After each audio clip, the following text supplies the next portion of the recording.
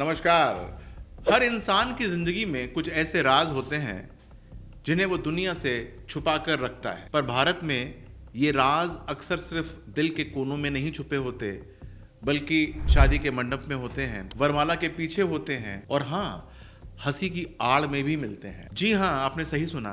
हर दुल्हन की मुस्कान में खुशी नहीं होती और हर दूल्हे की आंखों में विश्वास नहीं होता, क्योंकि भारत में आज भी लाखों लोग मर्जी से नहीं मजबूरी से शादी करते हैं और फिर एक उम्र गुजार देते हैं ऐसा दिखाने में कि वो खुश हैं। एक ऐसा जख्म जिसे समाज संस्कार कहता है, पर असल में वो एक सिलसिला है आत्मा की हत्या का। कभी माता पिता का दबाव, कभी समाज की मर्यादा, कभी जात पात की जंजीरें और कभी अब उम्र हो गई है इसकी घुट्टी। और फिर होती है एक ऐसी शादी जिसमें शादी तो होती है पर आत्मा कब की मर चुकी होती है। ऐसे रिश्ते ना तो निपते हैं ना ही टूटते हैं, वो बस सालों तक एक नाटक की तरह चलते हैं, जहां दो लोग एक दूसरे के साथ तो होते हैं पर एक दूसरे के लिए कभी भी नहीं होते। अब सवाल ये नहीं है ऐसा क्यों होता है, सवाल ये है क्या इसका कोई समाधान है? क्या आप इस जाल से निकल सकते हैं? क्या ज्योतिष इसके पीछे की परतें खोल सकता है? आज हम जानेंगे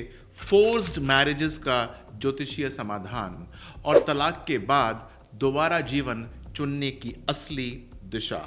नोट करके रखिएगा, एक एक पॉइंट बहुत कीमती है। देखिए, रास्ते दो हैं और फैसला है आपका। पहला रास्ता बड़ा सिंपल है, तलाक ले लीजिए। अगर रिश्ता टूट चुका है, बात नहीं बन रही है, तो लोग भी यही कहते हैं, निकालो इसे अपनी जिंदगी से।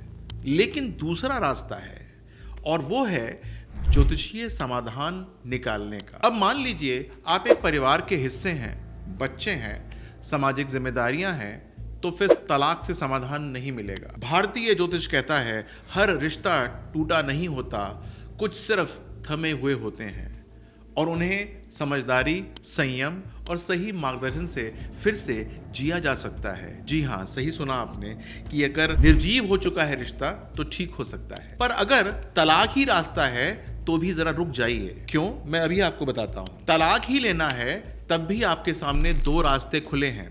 पहला, दोबारा शादी करने का और दूसरा, अकेले रहने का। अगर आप दोबारा शादी करने की सोच रहे हैं तो सबसे पहला सवाल, क्या आपकी कुंडली में दूसरी शादी का योग है? पहली बात तो यह है।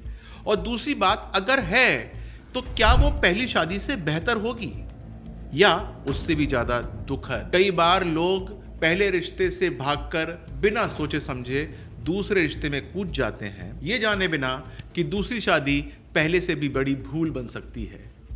लेकिन एक सटीक ज्योतिषीय गणना आपको इस बड़ी गलती से बचा भी सकती है। और एक बात और है, अगर आप सोच रहे हैं कि आप पुराने प्रेमी या प्रेमिका से विवाह कर लेंगे तो जरा ठहरिए और सोचिए, क्या वो आकर्षण सच्चा है या केवल क्षणिक मोह है? क्योंकि कई बार वही रिश्ता पहली शादी से ज्यादा तकलीफ देह साबित हो सकता है और ये बात सारी आपकी कुंडली में ही लिखी हुई है। मैं ज्योतिषी के रूप में आपको बता सकता हूं, क्या वो मोह स्थायी प्रेम में बदलेगा या नहीं? क्या वो रिश्ता वाकई आपके जीवन में सुख ला पाएगा या सिर्फ ये एक नया दुख का आगाज है? तो भाई, यदि तलाक लेने जा रहे हैं तो भी अपनी कुंडली की गणना आपको करनी ही चाहिए। अच्छा, अगर आप सोचते हैं कि मैं शादी करूंगा ही नहीं, तो भी आपको खुद से पूछना पड़ेगा, क्या ये भावना जो आपके मन में आई है स्थायी है या अभी के मानसिक तनाव की ये उपज है? क्योंकि कई बार ये संकल्प सिर्फ अस्थायी होता है और जब दोबारा मन डगमगाता है तो आप फिर उसी चक्रव्यूह में फंस जाते हैं जिससे बड़ी मुश्किल से आप बाहर निकले थे। अब आपको ये जानना भी चाहिए कि यहाँ पर भी आपको बताया जा सकता है कि आपका आगे जाकर मन बदलेगा या नहीं बदलेगा। तो ये तलाक लेने वाले हैं और आपका ये मन करता है कि शादी मैं नहीं करूंगा, फिर भी आपको अपनी कुंडली दिखानी चाहिए। अब बात करते हैं सबसे बड़ी, तो क्या इस रिश्ते को बचाया जा सकता है? क्या ज्योतिष इसका समाधान आपको दे सकता है? और इसका उत्तर है हाँ, लेकिन सबसे पहले सच्चाई को हमको स्वीकार करना ही पड़ेगा। और वो सच्चाई क्या है?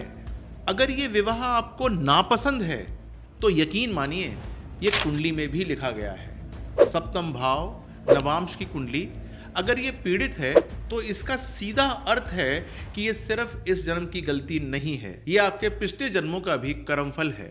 आप चाहें या ना चाहें, इससे आपको कभी ना कभी टकराना ही पड़ेगा। अगर इस जन्म में इससे बचना चाहते हैं तो पूरी होशियारी, संयम और समाधान के साथ बचिएगा, वरना अगले जन्म में इसका भुगतान करना ही होगा। और शायद तब आप ये बात न समझें, उस समय इसका वक्त आपको मिले ना मिले, आप संभल पाएं ना संभल पाएं, तो क्यों ना इसका निपटान इसी जीवन में कर लिया जाए। अच्छा, एक बात मान लेते हैं, आप तलाक नहीं चाहते, तो फिर जीवन को कैसे सुधारा जाए? सबसे पहला कदम है आप अपनी कुंडली के विवाह कारक जो होते हैं उनको संतुलित यानी कि न्यूट्रलाइज करें। आपको पता है कि विवाह कारक कौन होते हैं?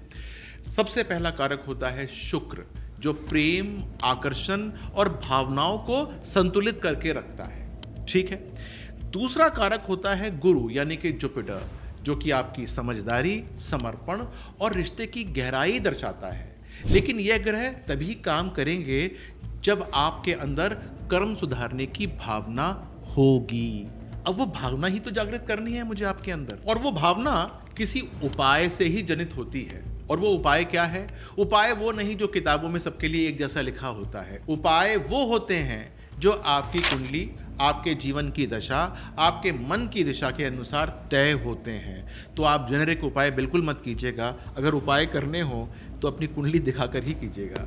और इसे कहते हैं कर्मा करेक्शन। जी हाँ, जो सिर्फ पूजा पाठ नहीं होता है बल्कि जीवन जीने का ढंग बदलना होता है, इसे कहते हैं कर्मा करेक्शंस। जिस प्रकार से आप जीवन जी रहे थे अब वो नहीं चलेगा, उसके अंदर कुछ ना कुछ बदलाव करना पड़ेगा। अंत में एक बात मैं कहना चाहूँगा कि कहते हैं कि कुछ जंगें जोर से नहीं, चुपचाप दिल के भीतर लड़ी जाती हैं। और सबसे बड़ी जंग होती है अपने ही जीवन की झूठी मुस्कानों से लड़ने का। जब रिश्ता सिर्फ नाम का रह जाए, जब साथ रहते हुए भी आपको अकेलापन चुभने लगे, तो समझ लीजिएगा कि वो रिश्ता नहीं, एक कार्मिक बंधन है जिसे समझदारी, धैर्य और सही दिशा से ही सुलझाया जा सकता है।